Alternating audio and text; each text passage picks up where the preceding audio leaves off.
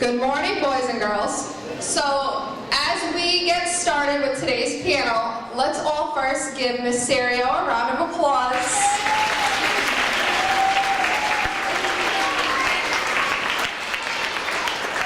Without Mrs. Serio, we would not be in here right now. We would not be doing all of these amazing Wreaths Across America projects. And we just want to recognize you and say thank you.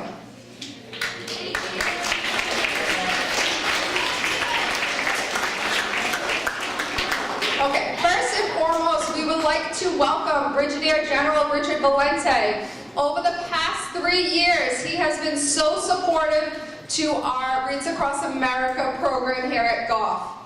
He has worked tirelessly to put together this panel and has done so all 3 years.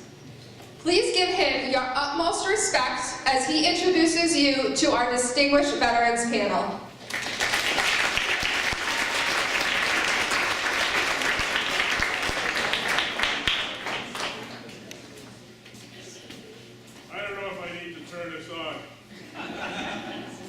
I'd like to introduce our panel.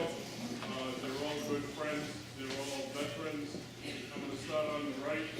Master Sergeant Bruce Ferguson, an artilleryman, Master Sergeant E.A. Bruce.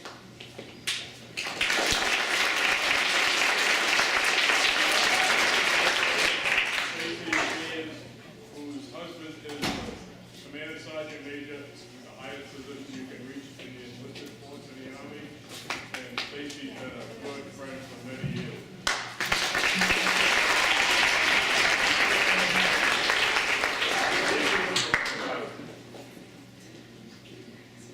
Immediately to my left, yeah, I'm working on it. The Brigadier General Alex Greener.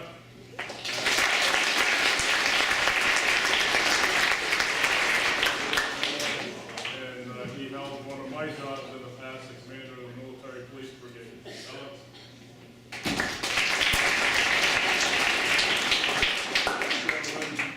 Is a native of North Providence, member of the fire department, and most importantly, he's a holder of the Silver Star as a combat veteran.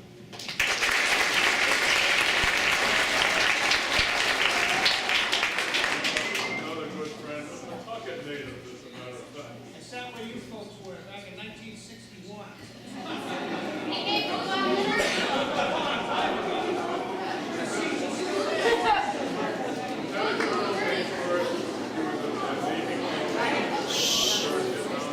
Excuse me, boys and girls.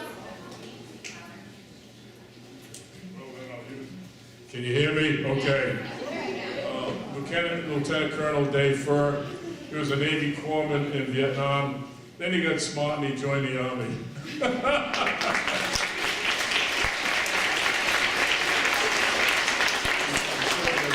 Service Corps in the Army. 399th Hospital, Combat Support Hospital. And then another dear friend, Master Sergeant Leanne Lyons. Leanne is a veteran of Desert Storm and also another deployment to Guantanamo. And she's here to join us today.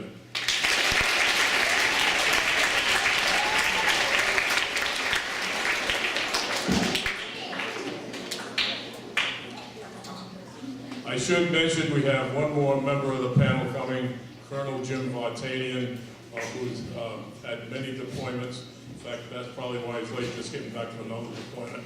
But he'll be here in a few minutes. Welcome and thank you for joining us today. We'd also like to start off by thanking you for your service. So our first question is, what made you choose your path to serve?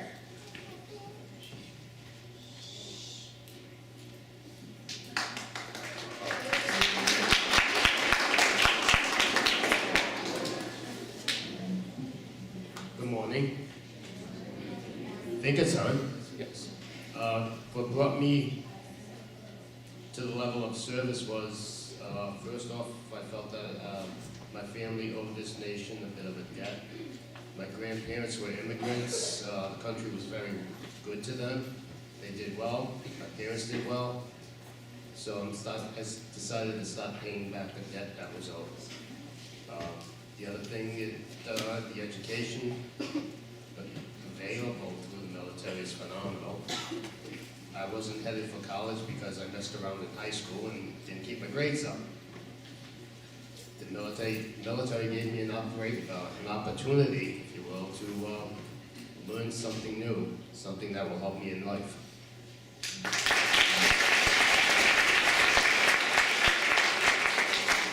Sure, I'll give it a shot.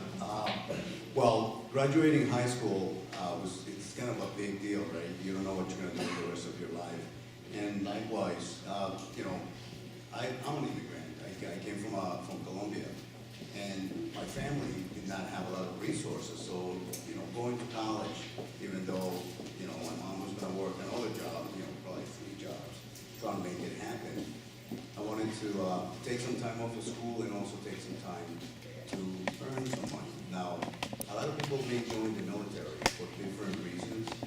However, we have a saying that when you stay and you make it a career, you make it for the right reasons. So, just like the Master Sergeant explained, I joined for, you know, education, to get some money and prepare myself in order to go to college.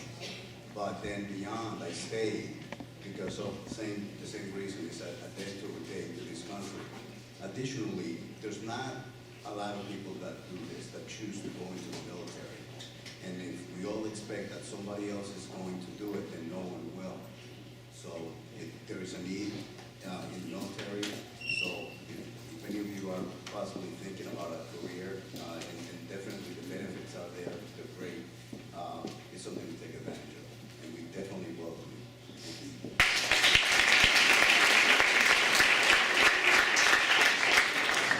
Similar to them, for me it was service to my country and adventure. I wanted to travel the world, see what it was all about, and I was horrible in school too. I stayed back in 10th grade and finally graduated, but military was always what I wanted to do. I wanted to go on an adventure and see what the world was all about. And ended up in Iraq, I ended up in, went to Cuba as well. I was there for the Guantanamo operation. I had more fun in my life in the military than I did any other time. And it's the best choice I ever made, if any guys are thinking about doing it.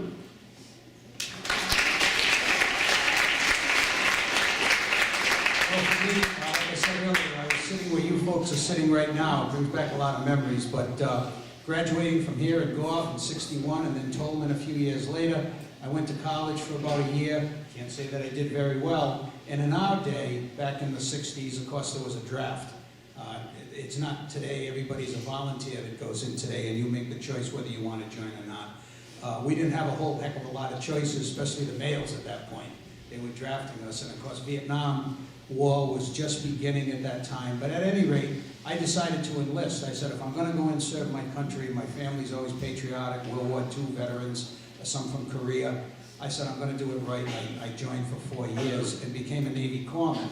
Again, along with Mr. Chiarini here, wanting to see the world, figured I'd go on a Mediterranean cruise. Didn't know that the corpsmen joined the Marine Corps as their medics, and ended up, of course, in Vietnam with the Marines. It was the best thing that happened to me. And of course, war is the worst thing that can happen. That being said, it's what led me into healthcare, being a Navy corpsman, then an operating room tech, and ultimately a registered nurse. And then, like you say, I saw the light, I guess, and joined the Army Reserve in a combat support hospital as a nurse. And again, the education I had, all paid for through the GI Bill. So there are many, many advantages, and I hope some of you, and not all of you, it's not for everybody, but I hope some of you take a look at it when you get to that age. Thank you.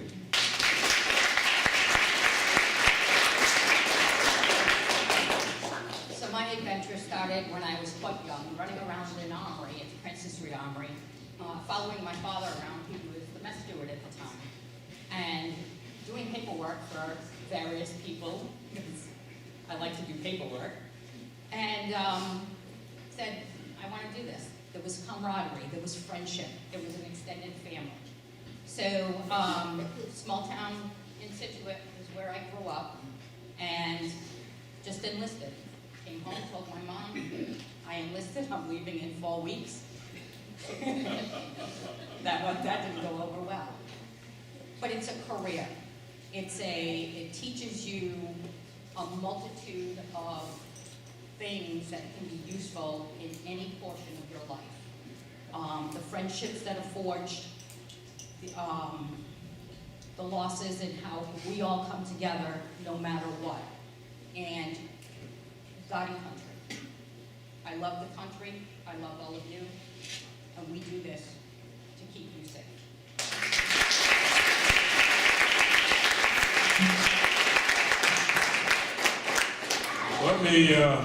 Let me wrap up that first round by giving you a little anecdote.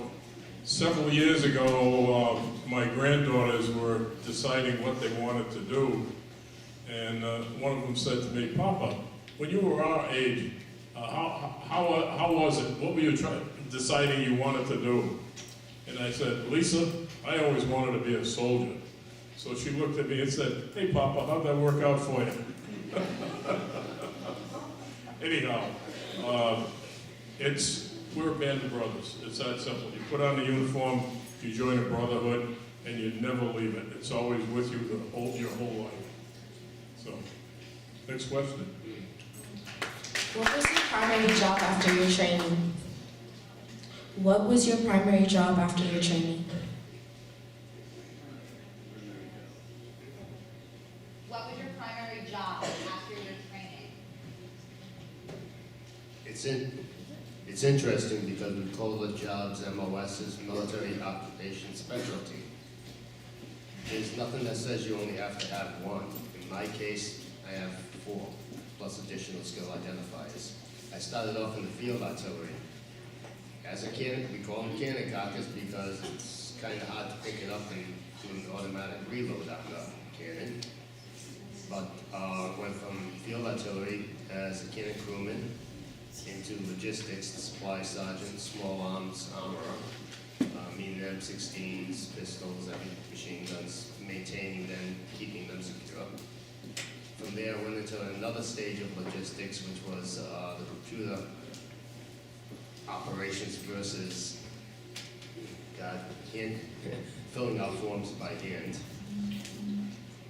Following that, I became a wire lineman, climbing telephone poles and running field wire communications line back and forth. Additional skill identifiers crazy. Everything from equal opportunity representative to career counselor. So the main thing is you can't sit still, and the more you learn, the more valuable you are.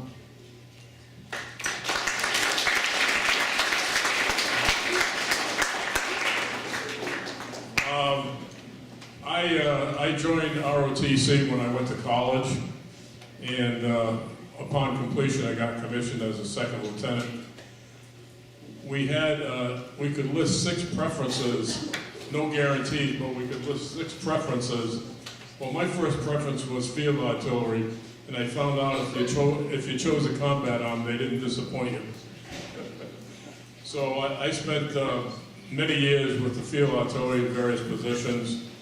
And then I left the National Guard and went to the Army Reserve, where I was an instructor at 2 different levels in the programs. The advanced officer, the branch officer advanced course, and also an instructor for the Command and General Staff College. Then I transferred back to the National Guard and ended up commanding a field artillery battalion, a field artillery brigade, and then ultimately a military police brigade. So I've had kind of a well-rounded career.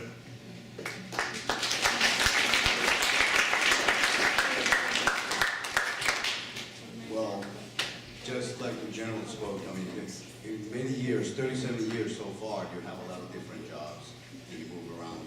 But the coolest thing to me was I joined at 17, as I told you, right after high school. And so I shipped out to basic training 10 days after my high school graduation. And what I got to do after training was do more training. My first assignment was also field artillery, but it was a little bit different. I was in the 82nd Airborne Division, so I had to go to jump school to learn how to jump out of planes before I got assigned there. And I'm telling you, at 17 years old, jumping out of planes, it is the coolest thing. It is just awesome. And so I enjoyed 3 years with the 82nd Airborne Division, which is the only airborne division in the free world. So yeah, great prestige, a lot of brothers in arms, but awesome experience.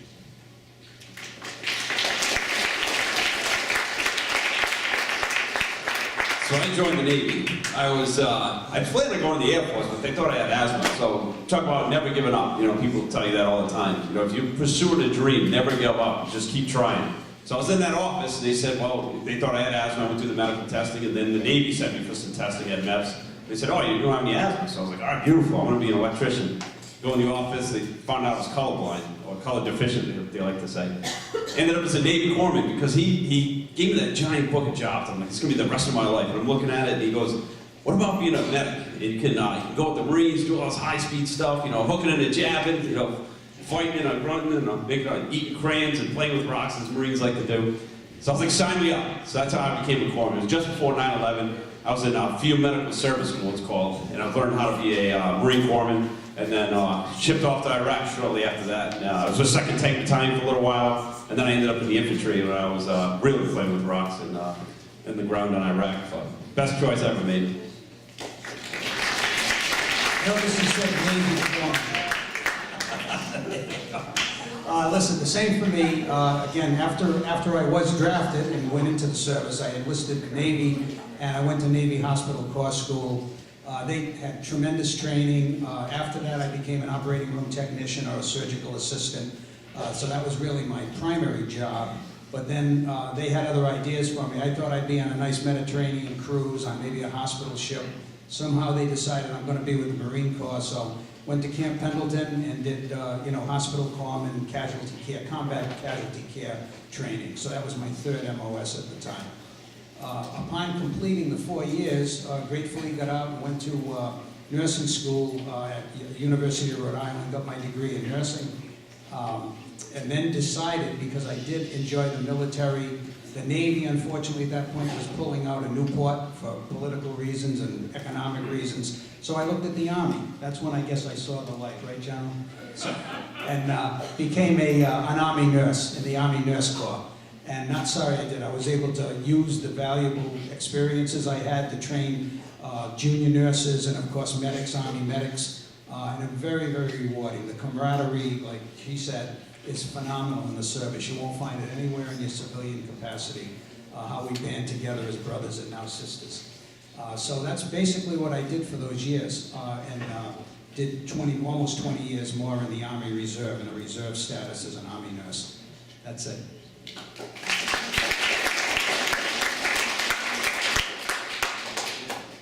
So I started off, again, back to the paper. We had what we called mimeograph machines. You know them as copy machines. It was like a whole blue roll that you have to type the thing on a manual typewriter. Anyway, fast forward to all the electronics that we have today. So I've learned a lot of different things throughout my 37 years wearing this uniform, and also as a full-time federal employee. So I've been started off as a clerk typist, all the way up to my current position, which is a senior human resource NCO in charge of our retired personnel database. So throughout the years, you can learn so many different things, again, that can be helpful no matter what you do.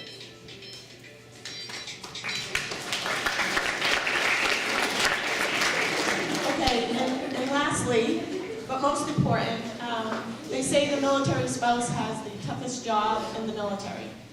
And I have to say, they're pretty right on with that. But along with being home and holding up the home front, you stand really proud here at home knowing that your service member and their brothers and sisters in arms are protecting you, and we are able to sleep in peace at night because of them. I started out 30 years ago as an 18-year-old dating my Army soon-to-be husband. Little did I know. So we're at 30 years. 3 years after we met, we were married, and as my husband would call it while we were on the stage, the altar. He said, "You bought the ticket." And I said, I'll take the ride. And that is true. It is one heck of a ride, but it's so worth it. And the famous line, as families say, families serve too, because you hold up the home front and you support your service member as they go off to training, go to work every day, and of course go into a not so nice area as we call war. So yeah, if you have service members at home, you know what? Give them another high five, because they're the ones that go off and keep us safe.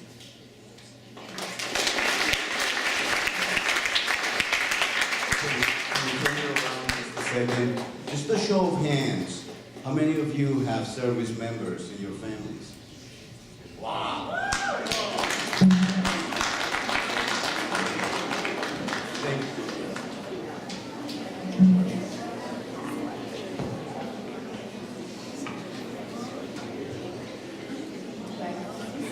How long did you serve for, and how many deployments did you do? I served for a grand total of 33 years. I have overseas training ribbons, if you will, for 4 different events. The requirement for an overseas training ribbon is it has to be an extension of 2 weeks or more, but less than 4 months. So I have 4 overseas training ribbons.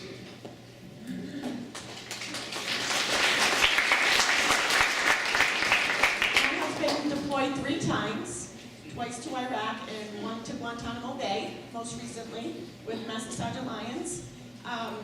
So yeah, over the 40 years, besides serving overseas in Germany, here in our country and here at home, so it was a total of 40 years of service.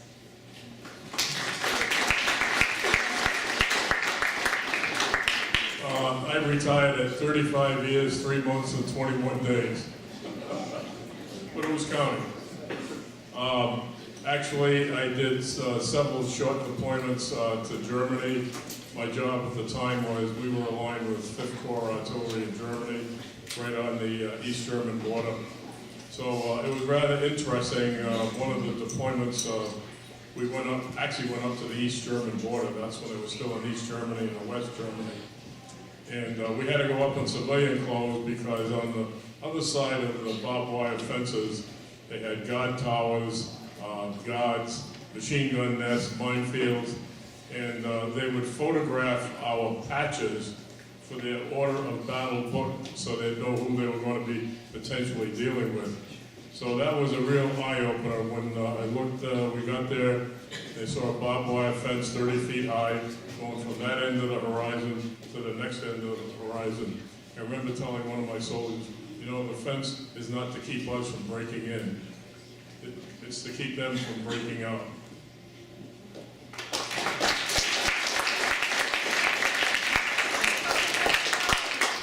After they answer, just hold your applause until the end of all of them answering, okay?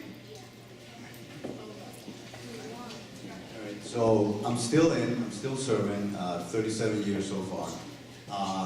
Now, as you have heard, there's different types of deployments. So there are peacetime deployments, and again, in preparation for potential war, it's like any sport. You have to practice, and train in case there is a game. And it's a game that we don't want to play, but unfortunately, in our history, we've had to. So I have 2 deployments to a theater of war, but multiple deployments during peacetime, and also 1 activation, which I remained in the state supporting a unit that was going out for deployment. Well, that's awesome. You've been in service as long as I've been alive. That's awesome. I did 4 deployments. That makes me old. No. I did 4 deployments. I went to Cuba in 2002 when we opened up Guantanamo Bay. And then I went to Iraq 3 times in 2004, 5, and 6. I was in the Battle of Fallujah and a couple other major battles there, called the Sunni Triangle of Death over there. That's where I ended up all my tours. But hey, I'm here today. I'm alive, doing well. Again, my tour was, my one combat tour was overseas in Vietnam, 67, 68 for 13 months. And the other almost 20 years in the Army Reserve, there were 3 peacetime deployments. Germany, Guatemala, well, I should say Honduras, excuse me, Canada. There were a few away tours, if you will, on those 18-year tour in the Army Reserve.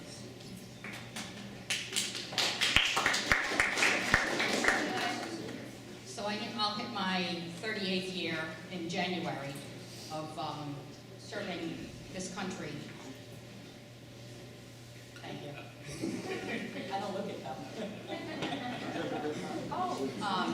First deployment was Desert Shield Desert Storm with the 118th Military Police Battalion out of Rhode Island here. And General Valenti was our commanding general of 43rd at the time. And he took very good care of our families back here. And I'm sure they took good care of him. My second deployment was a CONUS mission. I did a 2-year in support of Operation Iraqi Freedom, working with our wounded warriors at the Community-Based Warrior Transition Unit as they transitioned back home, and learning to deal with their new injuries and how their life's going to move on. And then my last deployment was Guantanamo Bay, Cuba.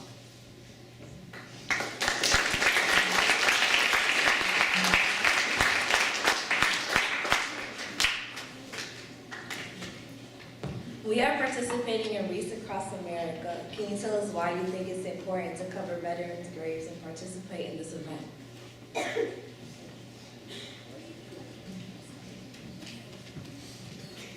So Wreaths Across America was introduced to me last year through Mariah.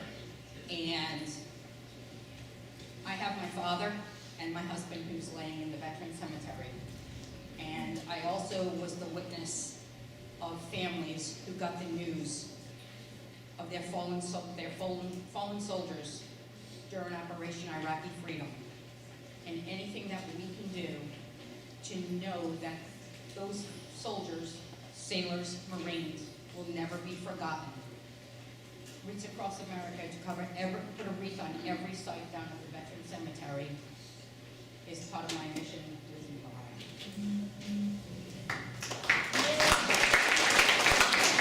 All I can say to that is I was in charge years ago of the Rhode Island Veterans Memorial Cemetery down in Exeter. Wreaths Across America, in their early days, they were always wreathing the national cemeteries, and then decided, which would have been blessed and honored in Rhode Island, to stop through Rhode Island on their way to Washington, D.C. to the Arlington National Cemetery.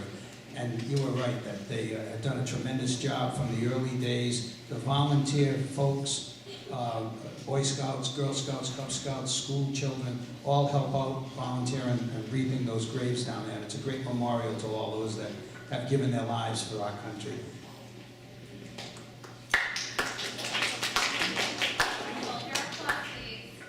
Number one, it's a reminder to the cost of freedom. You see those wreaths, and every one of those wreaths means a life given for our freedom here, so we can all sit here today together. The other reason is a lot of those names you carry are friends of mine, guys that died in battle that are alongside of me. One of them, name was Fitzgerald. He died on my birthday in a Humvee crash. We were out there in Iraq, and my platoon sergeant was killed in the 8th month we were there in a roadside bomb. He walked up to the hose leading to the front, and from the front like a Marine, looked in that hole, told us to push back, and then he vanished into the halls of Valhalla, as we like to say, and gave his life for our freedom, so again, we can sit here today together. So when you carry those wreaths, remember those names. Definitely have to honor all those that came before us to allow us to be here. And again, I know I'm biased, but I traveled throughout the world, and we have it really good over here. This is a great, great country, and it's because of those heroes that we do so. Like I said, I was born in South America, but I've traveled throughout Asia and Europe, and believe me, this is a great country, and they are to thank for that.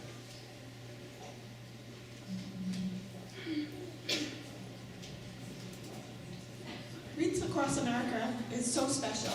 Not only do we remember our service members who gave the ultimate sacrifice, but at the same time, we remember their families, their moms, dads, grandparents, friends, girlfriends, fiancés, children.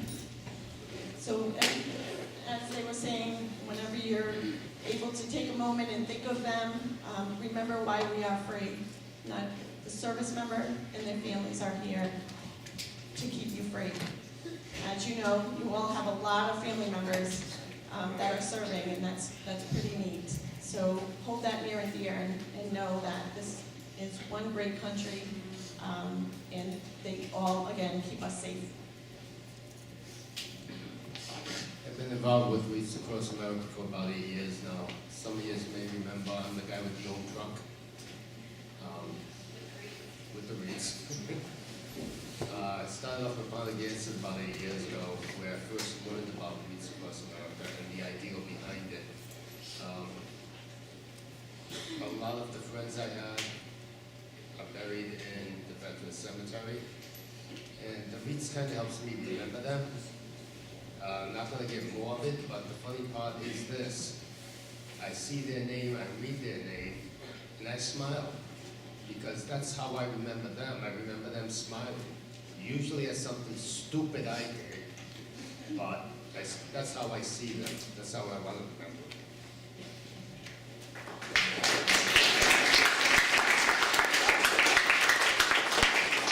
I remember one of my soldiers, Sergeant Joseph Camara. He was a police officer in New Bedford. He was a member of the military police in Rhode Island, and he was a Desert Storm veteran.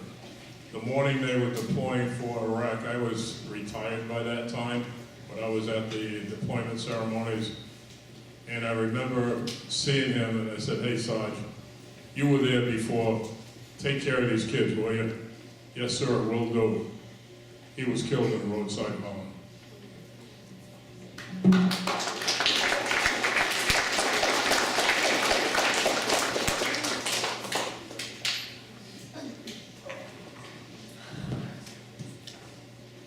My question is, how does it feel when people say thank you? Do you feel more sad or proud?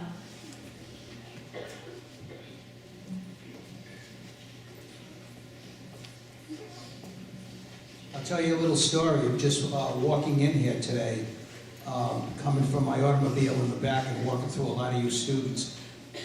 And it was an honor that, I'm going to say 80–90% of you as I walked by thanked me for my service. So for Vietnam veterans especially, and if you know the history and it's been taught at all, we weren't welcomed home from combat like service members are today. But I've always felt, you know, the glass of water is half full. And I think it taught the nation a lesson, and those that have come after us are getting the duly welcome they should. But for me personally, and I think for a lot of Vietnam veterans, that thank you means an awful lot. And I thank you folks. I saluted a couple of you just for reaching out and saying thanks. It was an honor to serve, believe me. We love to hear thank you. Sometimes you go through and you don't know if people understand what you may be going through. Again, a lot of you raised your hands because you've got family members that are serving. I want to thank you for allowing them and supporting them to make this country better. Same as them. It's honoring and humbling to hear thank you from all of you. It's you guys are the ones that got us through over there in Iraq. The support you gave us, the random letters, the care packages, and the food tastes way better than the stuff we were eating over there. You guys sent to us. So thank you for that.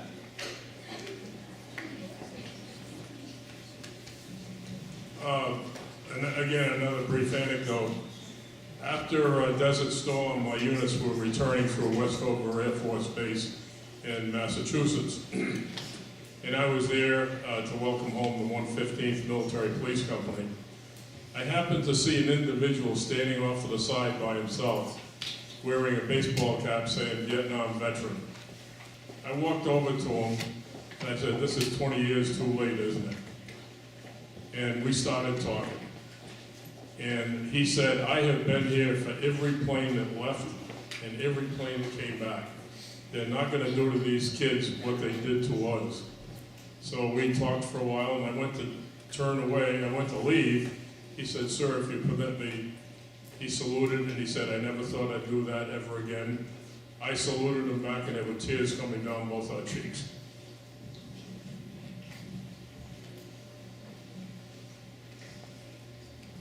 A lot of kindness here. I came back from basic training in 1973. Flew into Boston, took the bus down to Providence. I was wearing the uniform at that time because that's pretty much the only clothing I had. I ended up in the middle of a bunch of people that didn't like the uniform and thought that they would have a good time pushing me back and forth. The only thing that saved me was the baggage handler at the bus station and the taxi cab driver. Otherwise, I was going down. To see the difference now between then and now, it feels good. Now, you say thank you for your service. My only answer is thank you for your support. That means the world.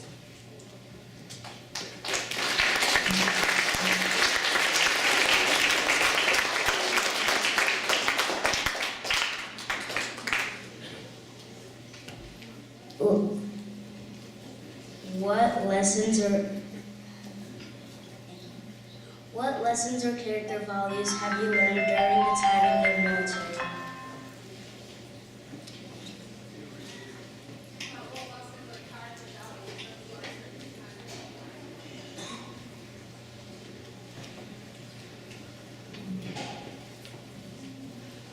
Respect. Respect for everything that you touch, everything you see, and all the people you deal with. Because everything deserves respect at some level.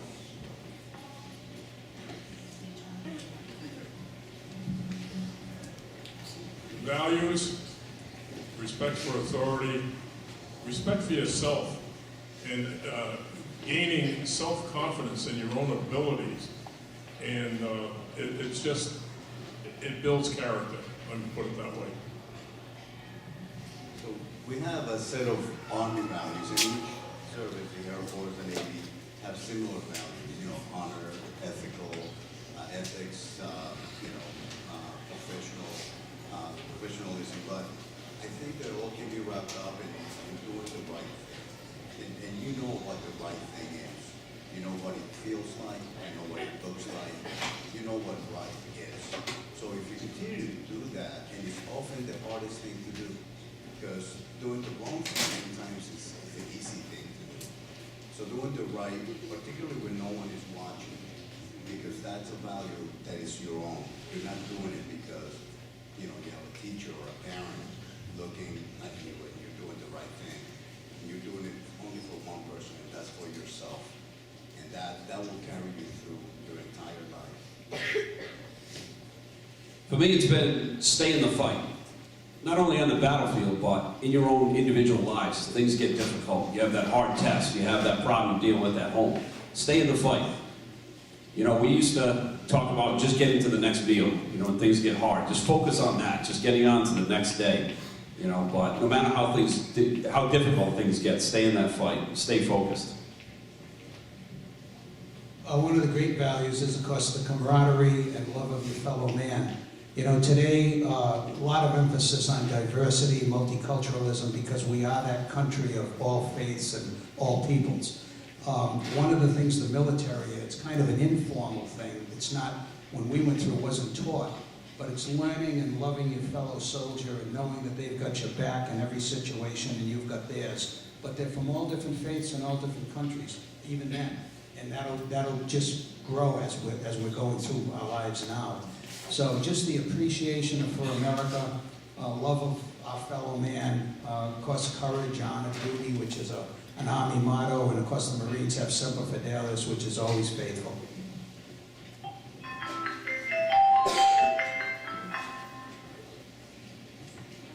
I'm going to echo off of General Rayner, and that's courage. Courage to do what's right. We all know what right looks like, whether you're being watched or you're not. And courage to fight for what's right. If you see something that's wrong, say something.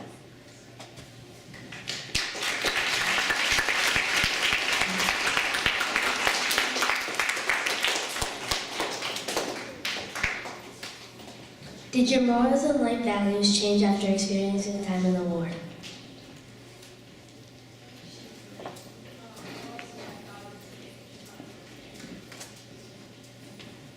I'm sorry, can you repeat each question? Because I'm having a little bit of trouble. We feel like it's over.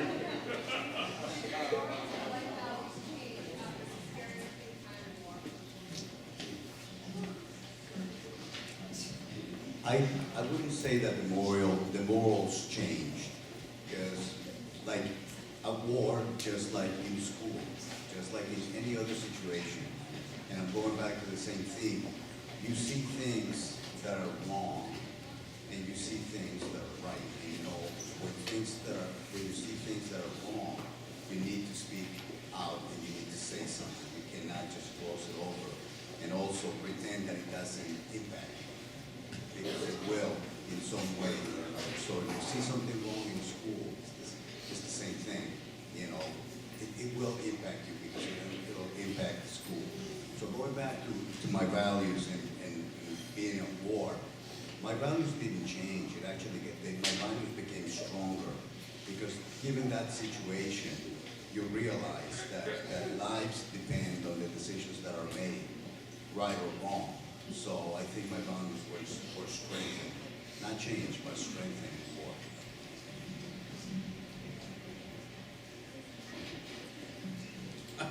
Switch them back and forth. Just like the general said, my morals too as well were strengthened during my time in war. In combat, I was barely older than some of you here. You know, I was 18, 19 years old, I was just out of school, and I was faced with split-second life-changing decisions, whether to take a man's life or save a life. Those choices I had to make I will live with those for the rest of my life. There's some right, some wrong. But those morals and values that I have are absolutely stronger today. And I was taught those core values throughout boot camp, the ROTC program, growing up as a kid, and all those things came together and helped me perform as a medic on the battlefield. Gee, I kind of echo what Mr. Chiarini just said. Being a corpsman, you're taking care of severe casualties. So the whole ethic of human life, the importance of human life, caring for your fellow person, and having to make some very, very split-second decisions as to how you're going to categorize wounded and whatever, and how you're going to treat them is very difficult. Because again, I was 20 when I was there. You were, what, 19? So you're young people like yourself, and you're making some very hard life and death decisions. Many times it's just reactionary, and it's the good training that they've given you leading up to that. But I was a spiritual person, even as a young person. I can only say again, like the general, morally, I think I've been as morally straight as I can be. I think we all grow in that, and certainly a wartime experience, and just a peacetime military experience. Learning from other people, respecting their beliefs as well, just improves your ethic and I think your moral fiber. It definitely strengthens your already instilled values, especially when you grow up in a military family, because those values are generally instilled in you starting at a very young age. The first time I left with a 4-year-old and a 2-year-old. And it gave me a profound understanding of the differences in our cultures versus where we were sent off to, and to appreciate everything that we have back here, to include your family, your environment, and the adults. So always be respectful.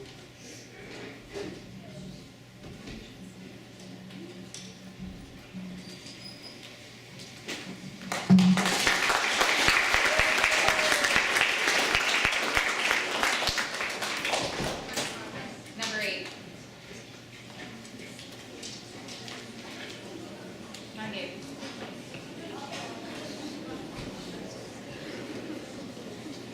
Pick one word to describe your military experience. Awesome. One word.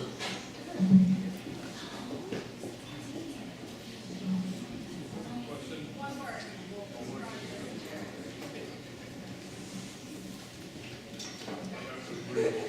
awesome. Same thing, outstanding. It is a great Navy term, outstanding, that's for sure, really. Outstanding and also life-changing in many cases.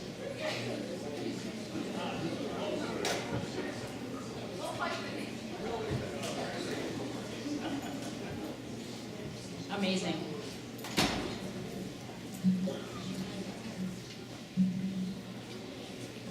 The word I have is pride.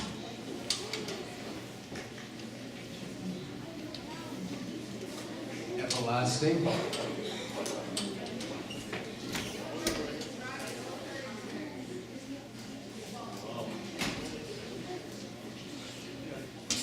Outstanding.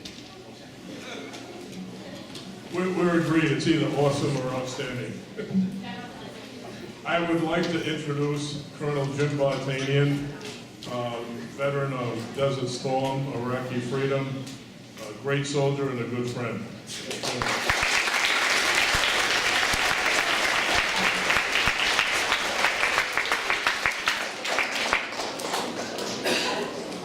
There's questions for Mrs. Stacy Vians. We understand that your husband has spent some time overseas.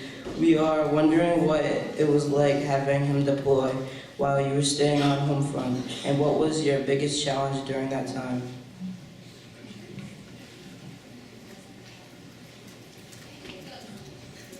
Boy, I could give you a long story. Not only was I supporting our own family, I also had the task of supporting about 10,000 family members who deployed within the state of Rhode Island around the time that my husband deployed for the first time in 2004.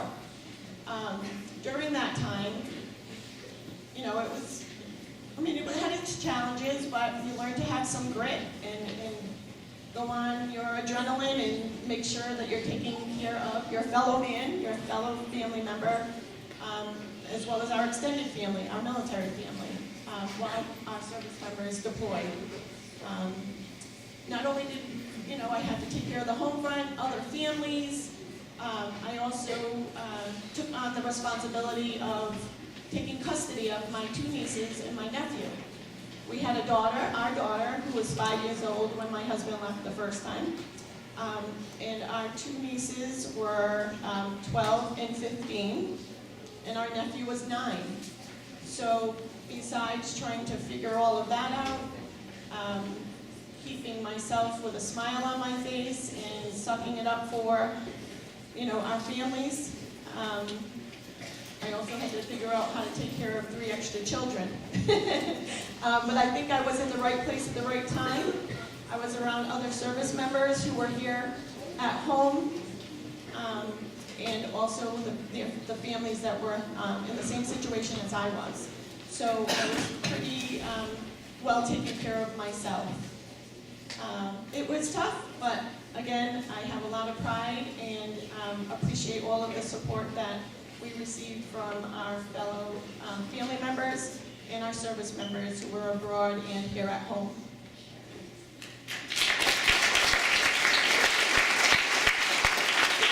I would like to just add, each of the units had a family support group, and I know in the military police brigade, the family support groups met weekly, and it was very, very helpful for the wives to be with other people undergoing the same problems and issues, and it was a very challenging time, but I think the family support groups helped really support all the spouses that were left behind.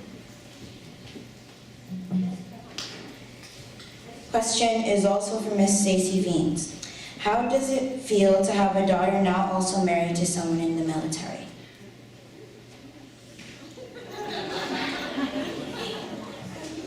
You did your homework. Actually, our daughter, who was 5 when my husband deployed the first time, is now married to a Marine. They are stationed right now at Camp Lejeune in North Carolina, and they're ready to embark on their first, what they call PCS, Permanent Change of Station, in April. they will be living out in Camp Pendleton, California. So, again, she was brought up as an Army brat.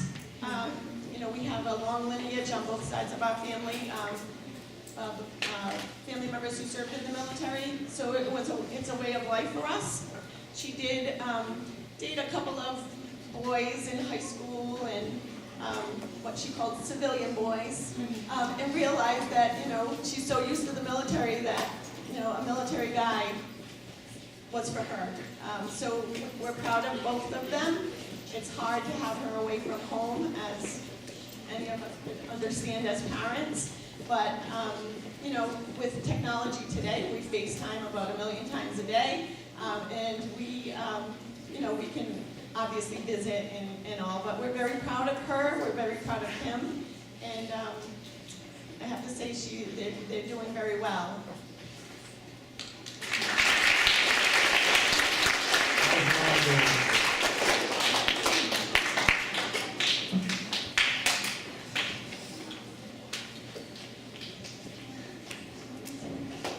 HM2 Chirini or Lieutenant Colonel Ford, can you tell us a little about what a naval corpsman's job entails and the type of military training you've been through?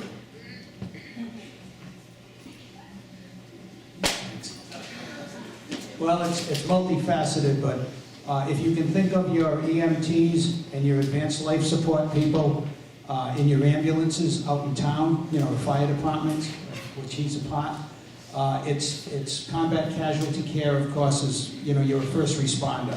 If you're out in the field with a company, you're the first person that's going to give aid to that soldier, no matter what the wounded is, if in fact you can. So it's life-saving, it's decision-making.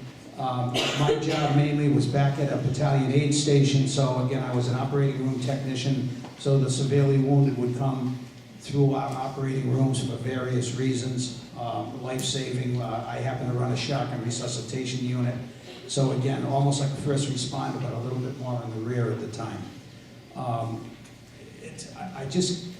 trying to make what do you call it, a comparison to what you would think of in the civilian world, which of course is your EMTs, what they respond to in traffic accidents or horrendous injuries that they have to deal with no matter what, and it's unexpected. You're not prepared for any of it. You think you are, but it's a reactionary thing when you get to that scene. Maybe you can add a little more. All right, I know most of you play Call of Duty or PUBG or something like that. I see a couple of hands coming up. The medic role, that's what a corpsman is, basically. No, to go on what he said there, you're also, as a corpsman, you get attached to Marine units because Marine Corps has no medic school. So that's why I ended up in the field right alongside them. So your role of a gunfighter at one point, and then somebody gets hurt, you step in the role of a medical provider. You're treating gunshot wounds, blast injuries. You're also treating your regular common colds and things. So you're multifaceted, you have multiple roles. You're basically mom out there on the battlefield for the guys to your left and your right. And the enemy as well, yes. That's another thing too, because of our Geneva Convention, which there's rules to war, believe it or not. And there was many times I had to take care of somebody that was once at one point our enemy. Now they became a non-combatant, as I like to say. They're not a threat anymore, and we take care of them on a medical level and provide them care. That's what we do as Americans. We take care of everyone. Hurrah!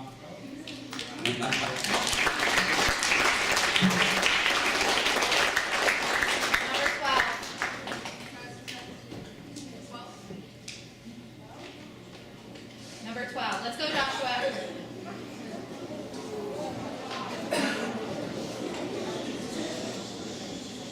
Would you motivate other people to join your branch of the service? Why or why not?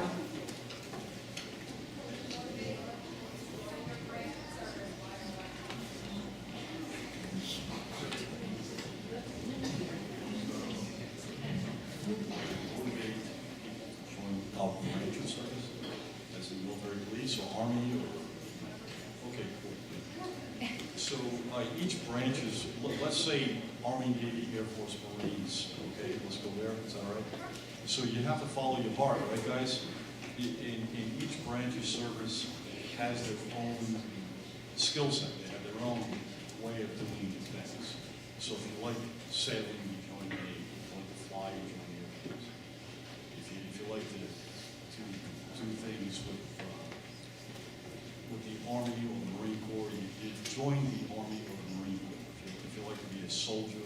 when I was a kid, about this big, my mom's got pictures of me playing soldier.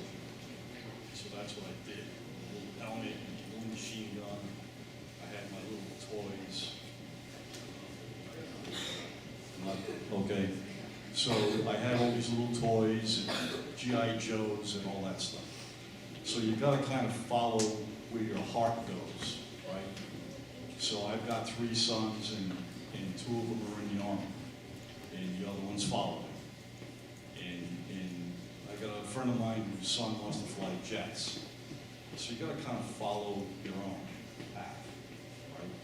So if you wanna follow your heart, it's gonna lead you to where you need to go. No branch of service is better than any other branch. They're all needed. It's one team, one fight, one effort. You can't win wars without each other. We're all the same. We just wear different colors. We're all part of this country. We're all one.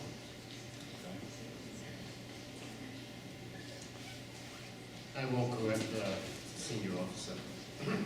However, we'll remind you that in the Air Force and in the Navy, it's really difficult to dig a foxhole where you are. I chose the Army mainly because I can't swim that well. But the other reason I went for the Army was the largest amount of career opportunities, the largest amount of career fields, from being an infantryman to being a helicopter, jet engine repair technician, and everything in between. The opportunities are phenomenal. You get up to the level where you take the ASVAB test, I guess it's still called. I hope it's still called your entrance exam for the military. If you do your best to max that, you can pick any career field you want, and they will train you for it. Again, little anecdote, differences between the various branches of the service. What I once heard was in the Army and the Marines, you're an individual, you've got to motivate people, you've got to get people to follow you. In the Navy, you're on a ship, and if the captain says left full rudder, 5,000 sailors turn left full rudder. But seriously, when I was a kid, I had a friend in grammar school whose father was a colonel. And I just admired that man, and I talked to him many, many times. And I guess from day one, I was focused on getting in the Army. And it was through the example that I saw of this colonel that I knew. Actually, he was a World War I veteran when I knew him. So, I just looked up to him tremendously. And that set the stage for my life. Yeah, so would I motivate someone to join the military? Absolutely. But like someone said earlier, it's not for everyone. So like Colonel Bartanian, one of my mentors, said, you gotta follow your heart. You have to not only follow your heart, but also be honest with yourself. So myself, I'm 5'4", so a career in the NBA was not happening, right? So you gotta look at what skills you have. But also somebody very smart said once, soldiers don't go to war, countries go to war. So just because you don't join the military, and believe me, I would definitely encourage you to take a look at it, because the skills that you learn, the training that you learn, the friends that you make will follow you your entire life. Even if it's not for you, you can still support this country, support those soldiers, doing whatever job it is that you decide to do. So look at your skills, and like my friend said, follow your heart, and you'll do right. You'll do well. Like the General said, it's not for everybody, but why would you not want to join the greatest fighting force in the world? Seriously, it is. I would recommend it to anybody, even after everything that we went through in Iraq and in the other countries in the world. We still are the tip of the spear. We are the greatest fighting force in the world, and it's an honor and a pleasure to be a part of it. My wife is in the back there. She's active duty Navy, a nurse at Walter Reed. down there taking care of our wounded veterans coming back from around the world, and we hope our daughter goes in the military and sitting in your seat here in the future too. So I highly recommend it.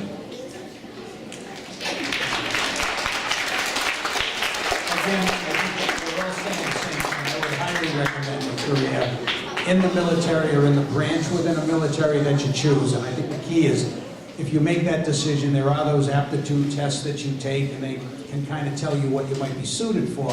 But it's just all kinds of fields are open up, from engineering to medicine to combat arms, artillery, anything you can dream of. You will find a branch of service, I think, that could meet that in some way.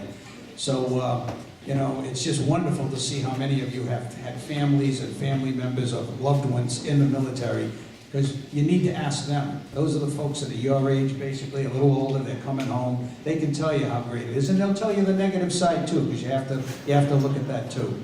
But certainly we encourage all of you to take a look at it as you get older and through school as to what you may want to do with your life. I would encourage you to take the challenge. Take the challenge of something bigger than you. And that's exactly what this is. But at the same time, you earn so much more. You earn different specialties, and you get to meet different people from all over the world. And when we go into some of these theaters of operations, you get to work side by side against other countries that are, you know, friend, sorry. And then the camaraderie. You can't beat the camaraderie and the extended family that you're born out of this.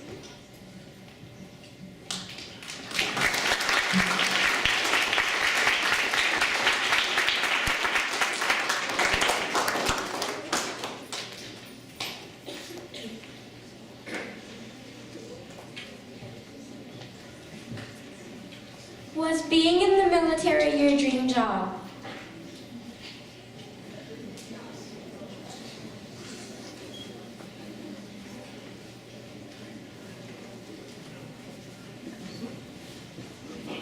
Being in the military wasn't a job. Who asked the question? Young lady, where are you? Yeah, just with regards, so it's not a job. It's not. I never worked a day in my life in the military. So it was, and it was 38 years. 3 combat tours, I never worked a day. Not 1 minute. So the notion that we work is not valid, right? So when you put your heart and soul into something you truly believe in, it transcends work. It's not about work. When Alex and I were in Iraq together, we never worked. It was 24/7, 24 days, 24 hours every day. We were living the Constitution of the United States of America. 24 hours a day, 7 days a week. Living it and breathing it, preserving it, every minute of the day for you, so that you can do what you're doing today. That's not work. It's not work at all. That was a privilege. That was an honor. Okay, so when I hung up my uniform and I put it away, it was probably the saddest day of my life. But it was the most honorable day, because that's when I had to go to work. You see it? So working was not the issue. It was a privilege. It was an honor. And I think everybody that puts the uniform on will say the same. It's just who you are. It's who you become. It's just what you become. You become a soldier, you become an airman, a sailor, a Marine, Coast Guardsman. You live and breathe the dream that we provide for you every day. Some people seem to think that when you put the uniform on, join the military, it is a job. Interesting part is, once you're in the uniform, it is your way of life. Regardless of what you have to do during the daytime, it is your way of life. We don't just take the uniform off and become someone else. Many of us up here now are retired. We don't wear the uniform every day, but the interesting point is, once these individuals put the uniform back on, even for something like this, we're back into the military way of life. And it's like different things apply, and we act differently.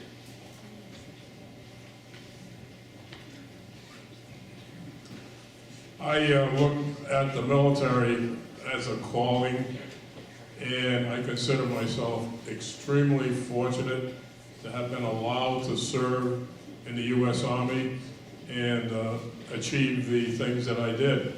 Again, I would echo Colonel Vartanian's comments. Not a job, but a calling to which you gave yourself 100%. It's very well said. I can't add anything further. It is an honor. It truly is.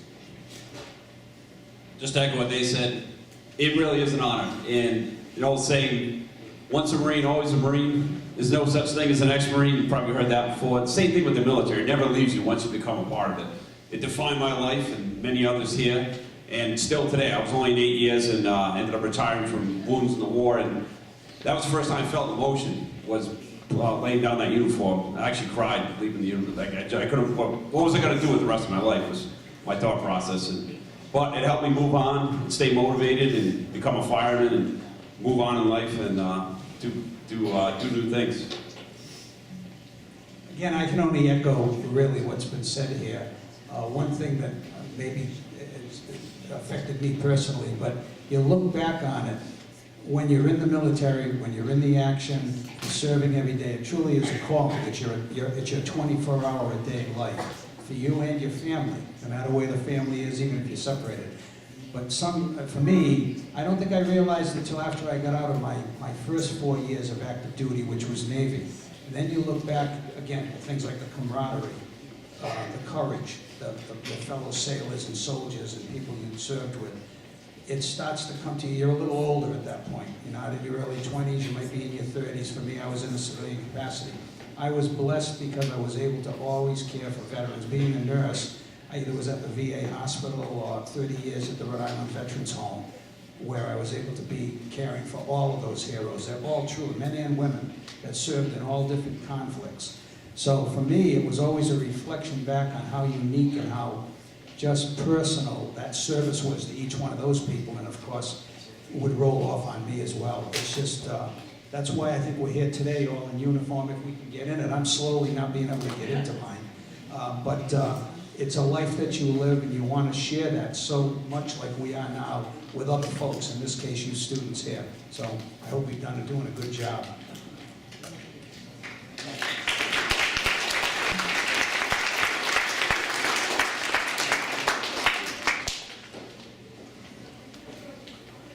This question is for Master Sergeant Leanne Lyons. How's your experience been in the military as a female? I anticipated that one.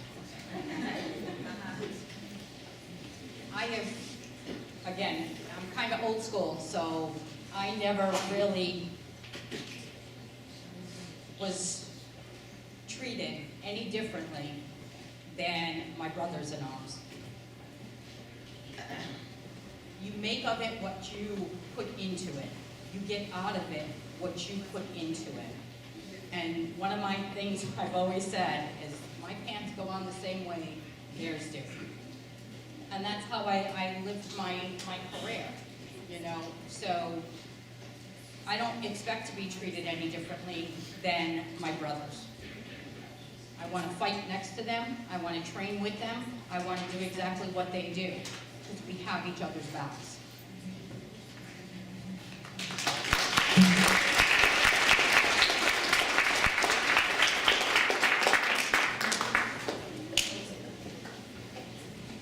It's HM2 Joshua Chirini, how did it feel to receive the Silver Star, and what did you do to receive such great honor?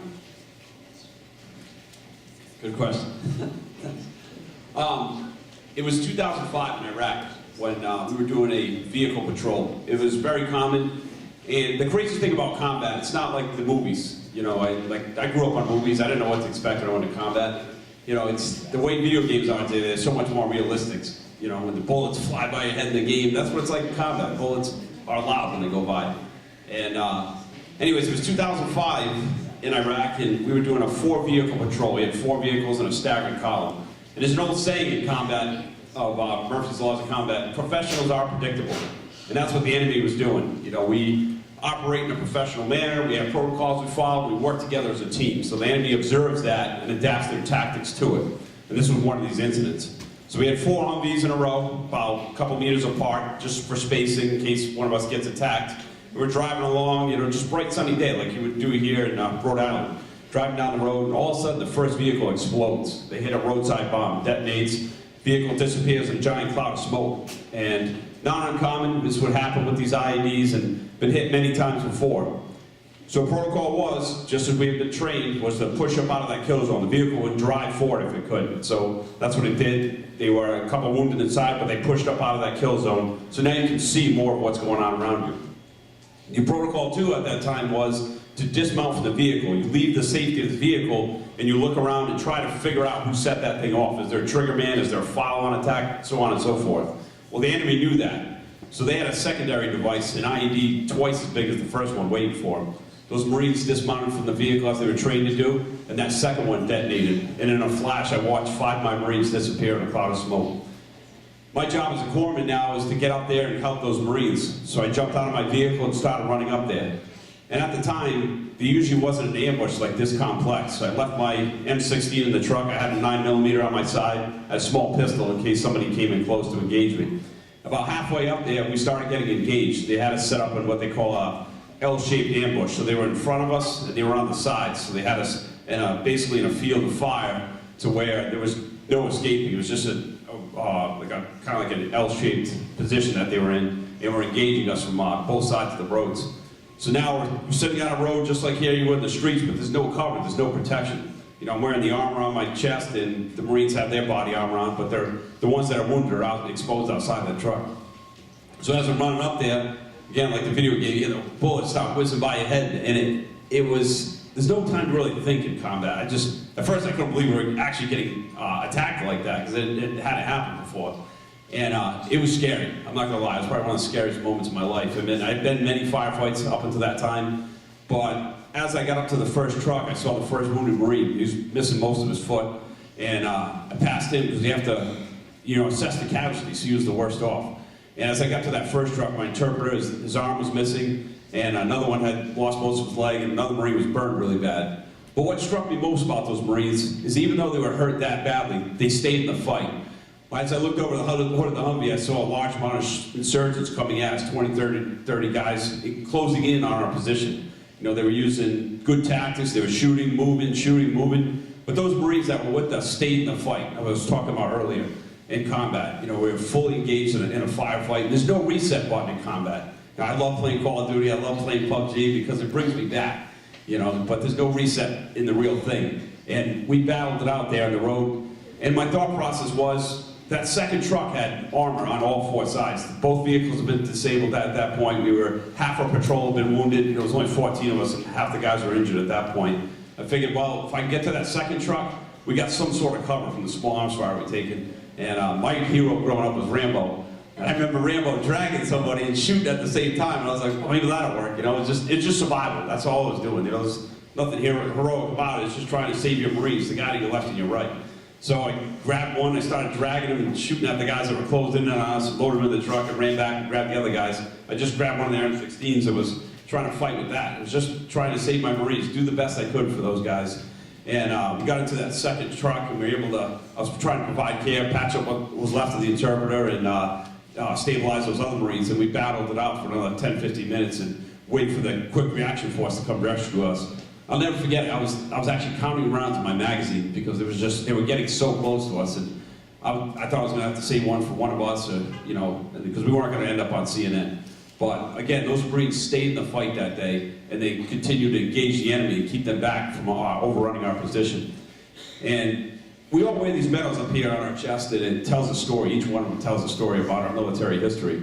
But the greatest thing that means more to me, and more than any award that I could have received that day, was one of those Marines later that night when I saw him in the hospital bed, the one that got burned real bad. He said, "Doc, when I saw you coming through the smoke, I knew everything was going to be okay." And that today has always stuck with me and kept me in the fight. And that really means more to me than anything that you could ever give me. But that's the story of how I received the Silver Star.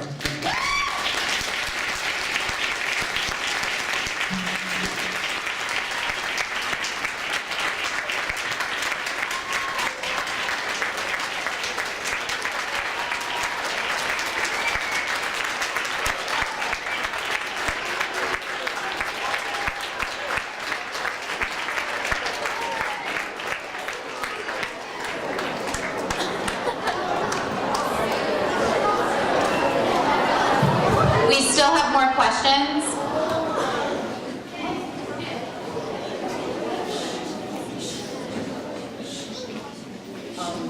Lieutenant Colonel Dave Ford, what made you transfer from the Navy to the Army?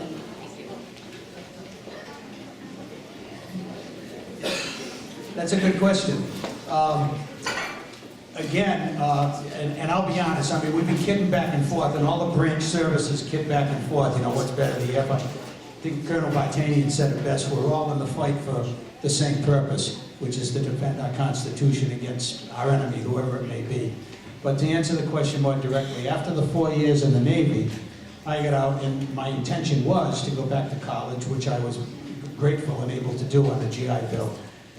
Went back to University of Rhode Island, became a registered nurse. It was when I graduated with my bachelor's in nursing that, again, the love of the service. I told you after the service is when you start missing and remembering what you did with your comrades in the military, which is no comparison, or at least it wasn't at that point in my life, to the civilian life I was in. So I started searching for a Navy Reserve unit. At first I thought, well, you know, I've now got a family, I've got a young son. I wasn't thinking of going back on active duty full-time, but I was looking for a Naval Reserve thing. During that time, back then, they were pulling the Navy, the main Navy units were all down in Newport, obviously near the ocean, down by the bay. And a lot of those units were pulled out of Rhode Island. So it was very difficult to find a medical unit that had nursing slots. I had interviewed for a couple of them, but then it's funny how life works. I made a call to a friend. There were 6 of us that were medics in all branches of the service at URI that went through their 4-year nursing program. I made a call to the Combat Support Hospital in Taunton, always thinking, do I really want to go Army? You know, I'm looking at the Army Nurse Corps versus the Air Force versus the Navy, but I really wanted to stay Navy. And because there weren't really any available slots, when I made this call to this unit, one of the guys, Joe Pytel is his name, he was from Central Falls, who was an Army medic, had gone through the nursing program with me, and we always swore we'd probably never go back in the service. You know, after Vietnam, you're sitting there saying, well, we'll never put the uniform on again. He answers the telephone, and he's in the nurse recruiter's office at the Combat Support Hospital, and he's going, Dave Furr, what are you doing? I said, I'm looking to come into an Army Reserve unit. Well, he said, oh, I'm already in. This is the greatest unit. Of course, then he built up the camaraderie and the unit itself, which was the 399th, and it's still, I believe, in Taunton, Mass. Well, operates out of Taunton. So obviously, with a friend, somebody that you shared experiences with, in our case, back in college, but about the war in Vietnam, I felt comfortable. So I went up there, and believe me, it wasn't a mistake. It was just the best move I made. And I think a lot of that is fate. It just worked out that way. I could have been a Navy Reserve nurse had there been Navy slots. I would have qualified for that. And again, continued to use the GI Bill and received a master's in nurses shortly after that, was commissioned. So that's really how I left the Navy and ended up in the Army. Still better than the general here who jumps out of perfectly good airplanes. I could never figure that out, why helicopters, but they do it. But that's what he chose to do, and he's done it very well. Okay, thank you.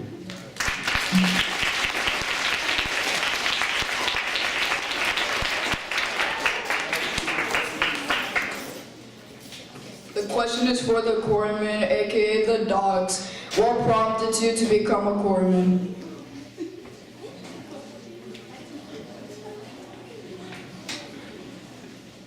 Again, you talk about how life works. And I remember I told you in our day we were drafted. So what happened is when I didn't do well at Bryant College for that first year and was asked to leave at the end of the year, I was looking to do something in the civilian life, but I knew then at the age I was at 19, going to be 20, the draft caught up with me. So I did get my draft notice to go into the Army.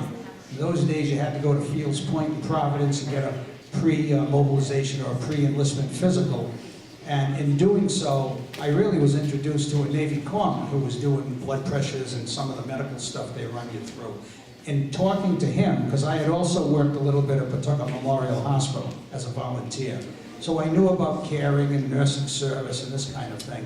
And he just turned me on to it. It was that one individual at the right time for a number of reasons. Because again, at 19 and 20, I say this all the time, you don't really even know then what you're going to end up doing or what you want to do. But I said, you know what, I think I'd like the Navy. I had made a decision that I would like to go Navy at that point as opposed to Army. I was looking for any kind of schooling. I qualified for nuclear schools and all the different engineering things. But the medics, if you will, the hospital corps school is what turned me on at the time, and I signed a 4-year enlistment to guarantee me that corps school experience. And again, I never looked back. It shaped, that decision shaped my entire life, because my career has been in healthcare, of one venue or the other.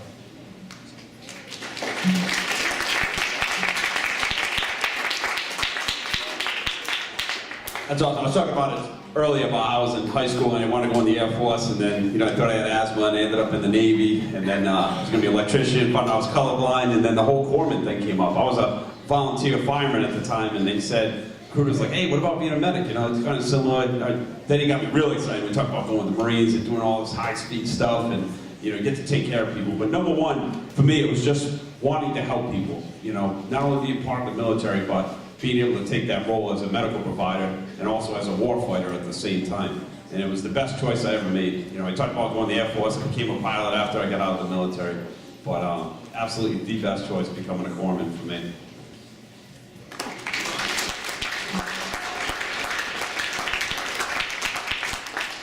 Could a few of you share your favorite memory of the time you served?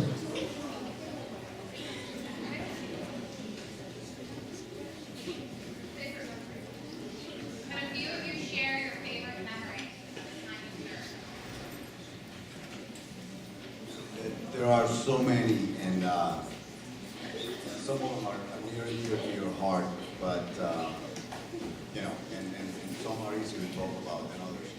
But I'm going to tell you, I'm going to go back to my go-to when I was 17 years old, and you're carrying all this weight.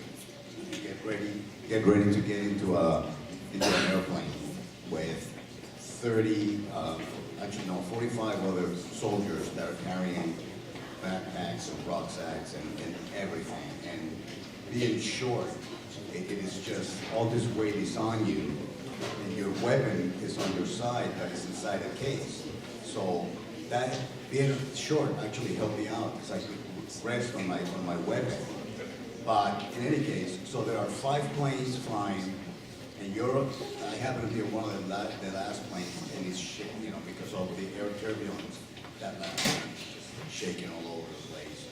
And going from a moment of, you get out, you hook up your static language, actually opens your parachute, and it's so loud, and everybody's screaming, and you're trying to get motivated, and you've never jumped out of that airplane before. And it's really loud, and it's really heavy, and it's really hot, and it's like not a good feeling at all. It's like, did I do the right thing? And then when that green light goes on, and you step out of that plane, you go from that craziness to complete and utter peace. It is quiet, and it's only you. And then I realized I made the right choice.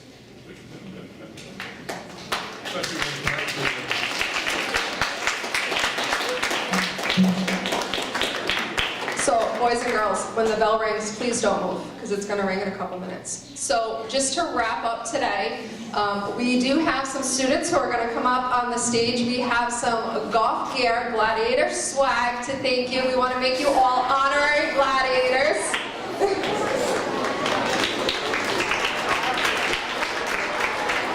Thank you so much for your participation. If you could please stand and give them a round of applause.